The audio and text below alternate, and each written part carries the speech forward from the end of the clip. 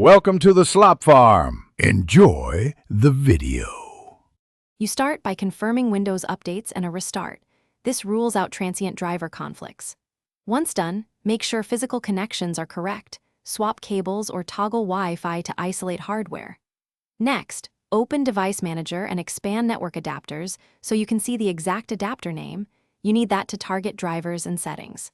This first pass narrows causes quickly, so the next steps fix drivers or settings rather than chasing symptoms. Now you repair drivers and settings. Right-click the adapter to update driver or uninstall device, then restart to let Windows reinstall, roll back if a recent update broke it. Run the built-in Network Troubleshooter to apply safe fixes automatically, and use the Reset Network action if problems persist. For IP issues, open command prompt as admin and run ipconfig/release, then ipconfig/renew. Make sure DHCP and DNS settings match your router, or use a known public DNS for testing.